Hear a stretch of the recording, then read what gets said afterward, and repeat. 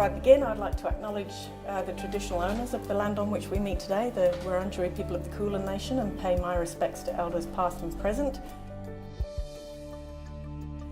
As the title of my programme and the vision of AMES Australia talks about, social inclusion, I suppose, is one of those critical things for all of us.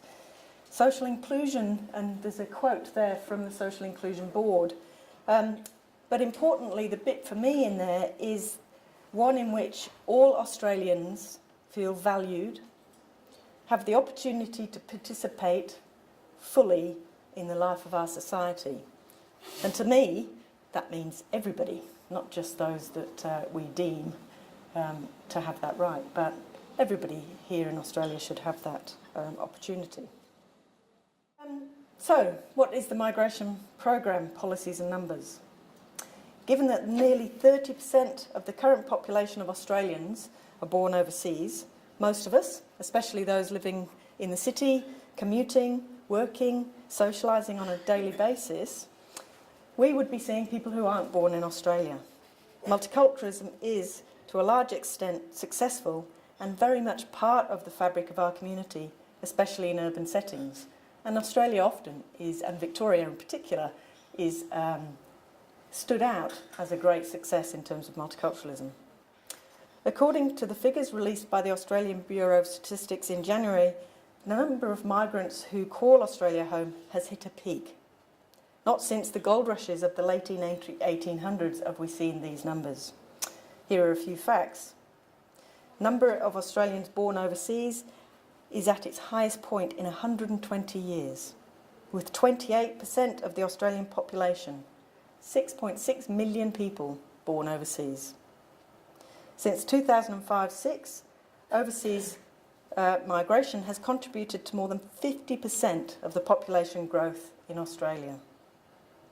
In 2013-14, the government's migration program provided 190,000 places for migrants to come to Australia. This program continues to be the largest economically driven, as migration is essentially the sustained growth of Australian workforce. But many of the migrants who come from a refugee-like background. Of these, close to 25% intend to settle in Victoria. The smaller humanitarian program is Australia's response to the ongoing global conflicts that force people to leave their home countries, and you would have heard those stories in previous sessions. In 2013-14, the government approved a little over 13,700 humanitarian places nationally for refugees and humanitarian entrants. Over the past 5 to 6 years, on average, around 5,000 humanitarian arrivals have settled in Victoria each year, and the majority of these settle in Melbourne. With the increase in conflicts that we see around the world, the numbers of people seeking asylum has been particularly high over the last 5 years, and many of you would be very aware of that.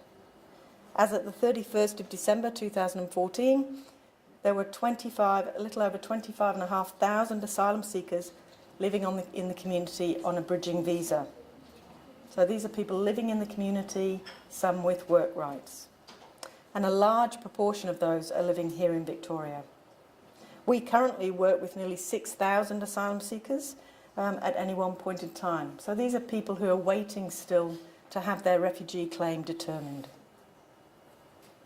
Policies under the current government is that none of these asylum seekers will be granted permanent residency in Australia. They'll receive a temporary protection visa, called something else now, but basically a temporary protection visa.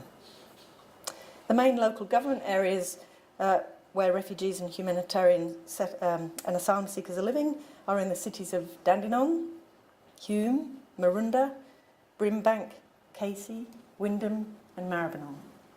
So not so much in the city because they can't afford to live here, but often people are coming into the city to socialise and to meet with others. So what about who are the people? Where are they coming from? Over the years, nobody would be surprised to know that the largest group of people migrating to Australia have been from the UK and New Zealand, me included 23 years ago. The next two most common birthplaces have been China and India. In the last year, 2013-14, India was in fact the largest source of permanent migrants to Australia. Other major countries include China, still the UK, Pakistan and the Philippines. Resettlement of refugees under the humanitarian programme reflects the UNHCR's global priorities, and the main refugee groups resettled in the past 5 years have come from Iraq, Afghanistan, Myanmar, Bhutan, the Democratic Republic of Congo, Ethiopia, and last year a number from Syria, not so surprising. And of course, as you well know, in recent years, asylum seekers have been making up an increasing number of the humanitarian entrants into Australia. Asylum seekers in Victoria are from over 40 different ethnic backgrounds, with the largest number coming from Iran, Sri Lanka, Afghanistan, Pakistan, Iraq and Myanmar. But as we've seen recently, people that we perhaps might not think would be seeking asylum are starting to also need support and asylum, people from Vietnam, for instance. As well as the skills, experience and cultural variety that migrants, refugees and asylum seekers bring to our society, they also have the potential to make a significant economic impact. According to the Immigration Department's continuous survey of Australian migrants in 2009, 70% of migrants and refugees were in their prime working years, compared to only 28% of the Australian population. And we hear a lot about that in the intergenerational report about, obviously, an ageing population. In 2013, that profile remained the same. About 70% are between 24 and 44 years of age. AMES analysis of the data available of our current asylum seeker clients shows that 80% are between 20 and 40. It's very much the young men being sent to establish safe lives in Australia for families to follow later. Again, as you well know, there is a vigorous debate about the past and current government's response to asylum seekers. People also have very different views of whether or not to welcome migrants and refugees into our society. But St Vincent has done some great work in this area, and to quote the Society's policy on refugees, as a nation built on immigration, Australia's response to the needs of refugees and asylum seekers should be generous and flexible. Generous and flexible. I think that says it all. In this context of a nation built on immigration, for over 60 years now, AMES has worked with migrants and refugees and more recently asylum seekers in Melbourne and throughout Victoria. Our work is designed to help people settle in Australia with a focus on transitioning people from the early stages of settlement into full social and economic participation. Settlement is difficult to measure. What does it mean? Many people don't understand what settlement entails and what it means. It's a process. It's not a thing. It's a process that impacts every part of a person's life. When is it that you can say someone is fully settled? People have very different settlement journeys, very different settlement experiences. Can you say, I'm settled now? I've been here for 23 years and I don't think I ever use the terminology I'm settled. Some people probably think I still don't talk quite right. So as a service provider, what we talk about is assisting people, assisting new arrivals, to ensure that they achieve independence, that enables them to function as an autonomous individual with authorship of their own future and their own destination. People come with a whole mixture of reasons for settling in Victoria and Australia, some by choice, some because they're fleeing persecution. But they all want to establish successful lives for themselves and their families. And AMES is there not to do that for them, but to play a role in helping navigate the systems that we have here in Australia so that they can be the authorship of their own lives and their own destiny.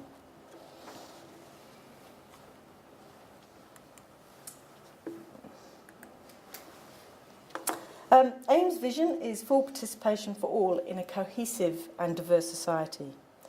To guide the practical realisation of this vision, AMES has developed a framework for social and economic participation. My apologies, the slide is probably a bit difficult to read. At a fundamental level, though, our framework informs how our programmes and services can assist individuals and families and direct the focus onto 4 key domains. So these are the 4 key things that we believe guide successful settlement. Health and well-being, naturally, we all need to be healthy and safe and well. Safety and security in terms of our accommodation, ability to connect and operate within Australian laws and society. Education, including English, but also skills building. And obviously employment. Critical is economic participation. Looking to the longer term, AMES sees social justice and equity for all newcomers to Australia, contributing the reciprocal benefits to our broader community in terms of greater health equity, a better skilled workforce, a better educated population, reduced unemployment, and a safe, cohesive social community for all of us. So what are some of the practicalities then of settling in Melbourne, in Australia? There are many different categories of visas for migrants, refugees and asylum seekers, which impact on the type of support and services people can access. Unfortunately, we hear a lot about the reduction of red tape. This is an area where much work could be done. But for the purpose of today, I would like to take a broad brush approach and give you a general overview rather than bore you with the intricacies of specific programme eligibility and some of the practical ways in which we assist new arrivals to participate fully in our society. Due to their pre-arrival experience, most refugees, although certainly not all, require some additional assistance and support before they can pick up their lives again, and as confident and independent members. And I've particularly seen this with asylum seekers who have then gained permanent refugee status, who have spent many months in detention centres. They've lost their independence. They've been de-skilled in many ways. They haven't had the capacity to do things for themselves, and they've just lost those skills. They've become institutionalised almost. Many migrants, particularly those who arrive under the family stream, face the same challenges. Many families use the family stream to bring families out, but from very similar refugee backgrounds and refugee circumstances.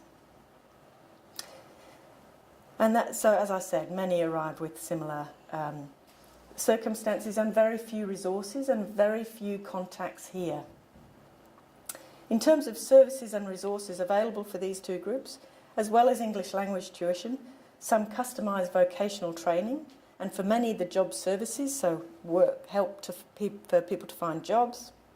Our refugee clients also have access to a number of shorter-term intensive settlement support services. Some of these are provided directly by AMES, many others involve partner agencies, and obviously we're very involved in linking people to a broader range of community services in the community, similar to those that would be provided by St Vincent de Paul. Asylum seekers under the current service, Status Resolution Support Services, are not eligible for a great deal of support, unfortunately. But we can help them to begin to manage independently through, for example, assistance to find housing, and for those with work rights to provide information about finding work in Australia. And other providers, again like St Vincent, are able to provide material aid support, health support and family services. When refugees arrive at the airport, they are met, sometimes by their relatives, as I was, already in Australia. But most usually, and certainly for refugees, by someone from AMES. One of the first things that happens is an initial check to see if anyone has any immediate medical attention. And we don't always know what medical assistance might be required before we meet them at the airport. For example, people arriving in winter from often far warmer climates than we have in the winter may not have warm clothing. And so we make sure that we go to the airport with a selection of jackets and hot drinks and food, just in case. Where possible, there'll be a staff member who speaks the same language as the people who are arriving, who can explain what comes next. And not just who speaks the same language, but was a refugee themselves. And so they understand exactly what the person is experiencing. Obviously, not all refugees come from a highly urbanised community. Many refugees are coming from living in refugee camps for all their lives. And just stepping on a plane will be an amazing journey for them. And so meeting someone at the airport, and we have security clearance to go through to the gate, someone who has trod that journey before is incredibly powerful. New arrivals are taken to their short-term accommodation, usually a house or a unit that we've rented. Sometimes we also have to have larger hostel-type facilities, particularly for single men, because we can't source units and flats for individuals. We need to group people together, and it's better if they get to know each other before they do that, and in a sense choose their own groups of people to share with, much as we would do. This is where they'll stay temporarily until we've been able to help them find their own accommodation. So we try not to assume where someone might want to live before they get here, much as we would do. We try and provide temporary accommodation so people can make that choice themselves with the help of our housing workers. So they go out and visit places, they go and look at the schools, and understand where their community's living, who else they might want to live with, and then they can do that work themselves. So this is about building their independence. We're not there to make them dependent on us. Some people do have family and relatives that they can live with, but even that can be stretched. I know my cousin was certainly happy to see me go after 6 weeks. Some people have family and relatives that they can live with, but mostly people want to find their own place and establish their own roots. An appropriate, affordable and secure accommodation is critical to everybody's sense of security, and obviously not easy to find. I'm sure St Vincent de Paul would be working with many people for whom affordable accommodation is a dream. People tend to want to live near others from their own community, and that means finding affordable rental in Melbourne is quite difficult, especially in places like Dandenong, where there are large portions of asylum seekers and refugees already living, and it's quite difficult now to find housing. But being connected to other people in your community is a very important part of people's sense of safety and security. It's one of those security blankets, and very important at the beginning, even though we also want to make sure people are connected and bridged into the broader Australian community. That first sense of being safe near your own community is critical. AMES housing workers have developed a wide network of real estate agents who are supportive of refugees and asylum seekers. When we first started this work, many real estate agents were quite wary and didn't want to provide leases to refugees and asylum seekers. They were concerned about what might happen. But in fact, over the years that we've been doing this, many of the real estate agents now ring us and say, have you got a refugee? We have a house coming up for lease, and the landlord would like a refugee because we know that they are very good. They pay their rent and they look after their home because they've fled circumstances that are very insecure, and they're very happy to be here, and they don't want to do anything that would jeopardise it. Without the help of these agents and the network, it would be a very different story, and unfortunately we would have many more asylum seekers and refugees living in very precarious housing conditions. Before I go on to talk about education and employment and how we can provide opportunities for our clients to learn, work and therefore more fully engage with the wider community, I'd also like to just acknowledge the importance of other agencies and individuals in the settlement process, particularly in the early stages. As well as our consortium partners, a number of providers are critical, whether it's the health service, the GP, the Refugee Health Network, the primary school, many people, local government, many people are involved in the settlement process, although they're not contracted and they wouldn't necessarily understand that that's what they're doing. So the value, again we're talking about English, the value of speaking and understanding English in Australia is what it allows people to do. You don't need to speak English for the value of English alone, it's because it's what it allows you to do. It opens doorways to employment, further study, and to social participation, and the basics of life like shopping and getting round. And to be able to engage in community with the schools. Can you imagine going and having a parent-teacher interview if you don't speak the language, let alone understand what that's all about? AMES delivers the English language program, again, that's funded through the federal government, and in fact some migrant visa categories are entitled to the 510 hours. So spouse visas, family reunion visas are also entitled to 510 hours of free English tuition. And refugees are able to access more than that if they have a requirement.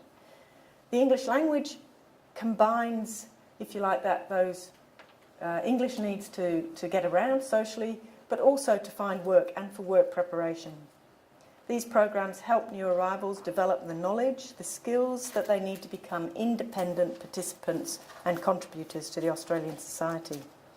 Together with initial support services that I've described, English language tuition supports the social justice agenda by fostering social inclusion and participation, and supporting clients to transition to their new life here in Australia.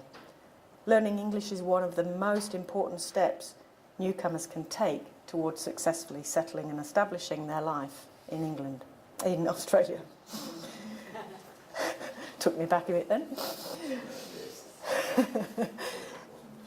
AMES also has a vibrant youth program that caters for younger clients.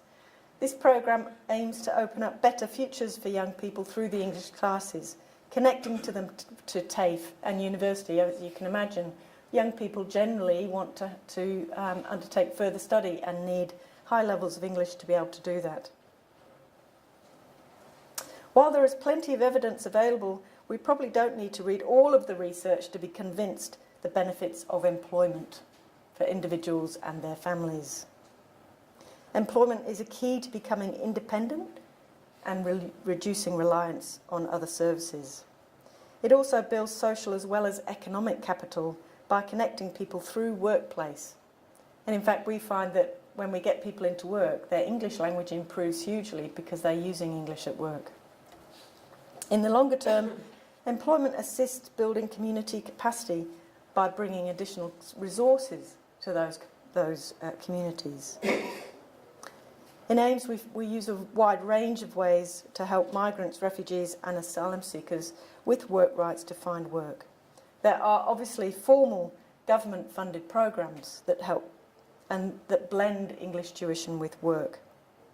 A number of programs include practical work experience placement places, which are a critical element to understanding how the Australian workplace culture works. And we do a number of those programs with skilled professional migrants from a non-English speaking background as well, because the workplace is obviously very different here. Our employment arm provides direct employment services, including skills assessments, targeted training, and linking job seekers to employers. Many people don't have any connections or any networks, and as I'm sure all of you would be aware, most jobs are not advertised in the media. You get a job because of who you know or who your family knows. And very quickly, in a little bit of time, I just wanted to highlight a particular study a case study, that we've been working with a core group of hotels, so that's Sofitel and Mercure and all those. In 2013, the Refugee Resettlement Advisory Council of the Australian Government initiated the Refugee Job Ready pilot program. So we worked with the ACOR group of hotels. They identified a number of positions that they said that they would keep just for refugees. 7 hotels in the ACOR group have been involved in a project to develop a best practice model for employers and to support refugees into work. So we recruited in the first year 107 of our refugees into the programme, and over 60% moved into employment through that. So they did a training programme with the Corps that was linked to work experience, English language support from our teachers, and practical on-the-job linked directly to the Corps hotels. And after that programme, 60% were taken on by the hotels in those roles. As described by one of the managers we work with, this is a win-win situation where our clients literally get a foot in the door, and the hotels have a chance to train and assess potential employees on the job in the workplace. So how can others help? And I know you've already heard from Maggie in terms of our volunteer programme, so I won't dwell on that in terms of the very important role that volunteers in our community play. And I know St Vincent de Paul would also have many, many volunteers who are working with refugees and asylum seekers, and I don't think we can thank them enough. At AMES we have a number of volunteers, over 2,000, who are helping mainly in the English language programmes, but also directly with refugees, taking them around, helping them to understand. As you can imagine, if you've never seen an ATM machine, for instance, or a tram and a Mikey, and I have problems with Mikey myself, it doesn't just take once to be shown how to use those things. It takes many, many times. And without volunteers doing that work with us, with refugees, we just wouldn't have the resources to be able to do that. So that's incredibly important. And I might finish with a quote from our chair, Graham Cherry. AMES is committed to supporting our clients with equal measure of pragmatism and empathy. In this way, we will continue to deliver on our vision of full participation for all in a cohesive and diverse society. Thank you.